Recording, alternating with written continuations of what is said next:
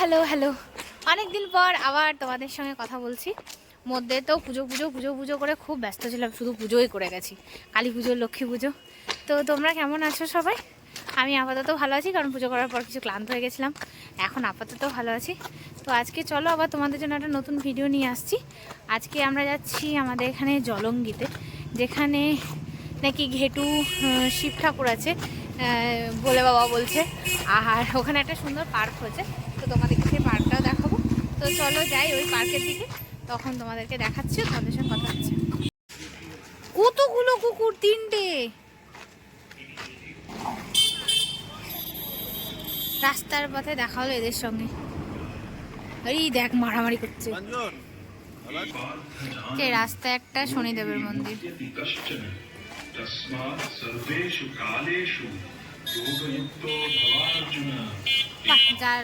যার গলাতে পাটটা খুব সুন্দর হচ্ছে, তো সুন্দর গীতা পাঠ হচ্ছে ভেতরে আবার।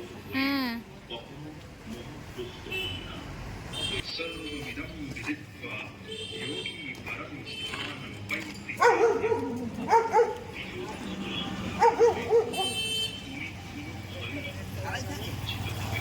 এটা দেখো ভালো লাগলো, তাই যে তোমাদের জন্য ক্যাপচার করলাম। এখন তো সবাই ফোনের ওপর অ্যাডিক্টেড। দেখো ছেলেগুলো কি সুন্দর খেলছে মাঠে,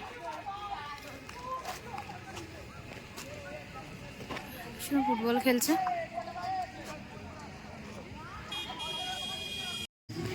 আচ্ছা, আমরা জলঙ্গির ঘাটের সামনে চলে এসেছি। এটা হচ্ছে জলঙ্গির ঘাট, আর ওইদিকে একটা পার্ক আছে, আর ওখানে একটা মহাদেবের মন্দিরও আছে। তো চলো আমরা দেখি, তোমাদেরকেও দেখাই।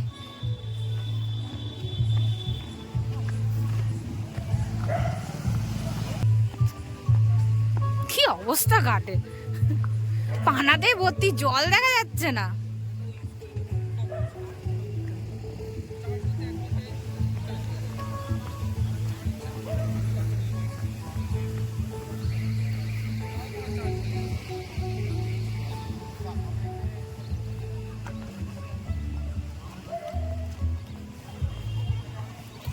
আচ্ছা, এদিকে হচ্ছে পার্কটা।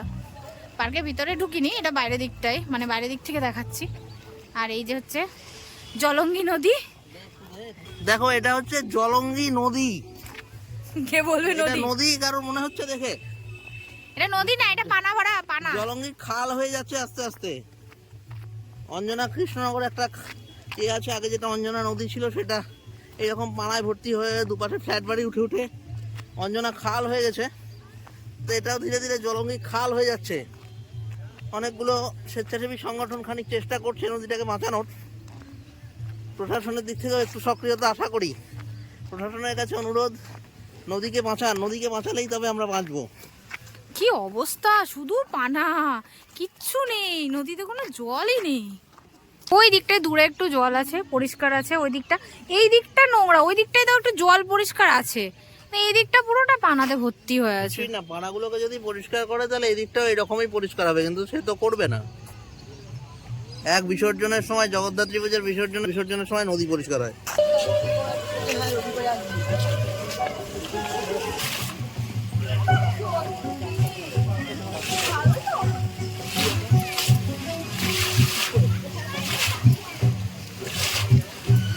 এটা মিউজিকের জোরের ওপরে।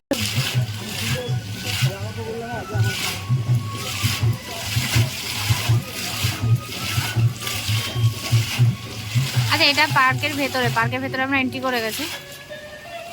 এখানে কিন্তু কোনো এন্ট্রি ফ্রি নেই। এবার ভালো লাগছে দেখতে।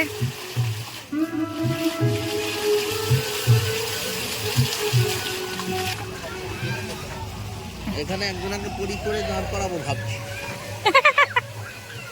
পরি হওয়ার ইচ্ছে হলে পরি হয়ে দাঁড়িয়ে পড়তে পারবে।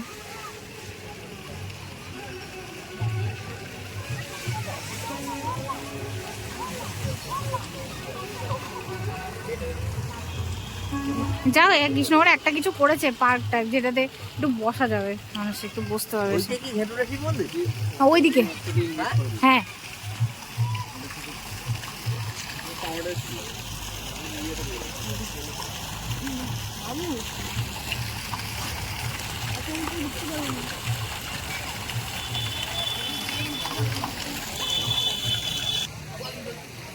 পার্কেও না কৃষ্ণনগর ঐতিহ্য কিন্তু ধরে রেখেছে। এখানে সুন্দর একটা দুর্গা মূর্তি।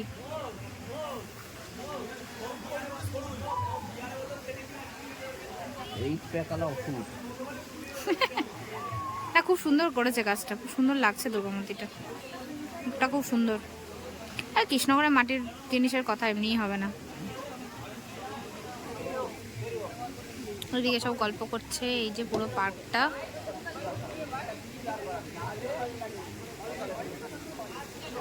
আচ্ছা, এখানে একটা ছোট্ট ক্যাফে মতো আছে যেখানে মনে হয় কফি পকোড়া টকোড়া সব পাওয়া যাচ্ছে, আমরা দেখতে পাচ্ছি। আমাদের একটু লোভ লোভও লাগছে। গন্ধ পাওয়া যাচ্ছে খুব সুন্দর, ভাজাভুজি হচ্ছে।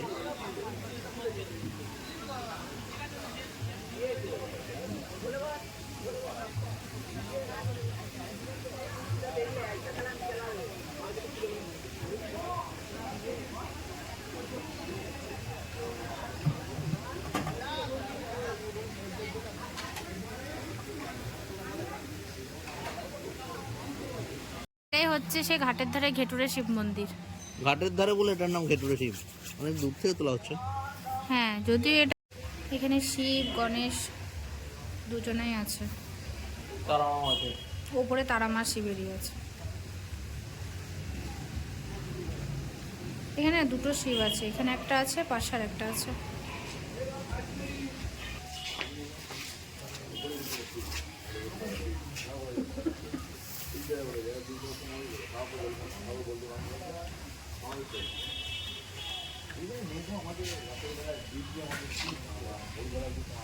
আচ্ছা, এটাই হচ্ছে সেই ঘেটুরে শিব মন্দির যেটা তোমাদেরকে দেখাবো বলছিলাম। তো এটা দেখলাম। ওখানে পাশাপাশি আমরাও দেখলাম, আমরা পুরোনো অবস্থায় দেখেছিলাম, নতুন অবস্থায় পরে দেখিনি। হ্যাঁ, সেটা হচ্ছে কথা।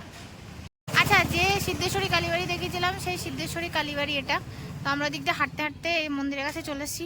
মন্দিরটা নতুন করে রেনোভেশন করেছে, এই গেটও করেছে আবার বড় সড়ো।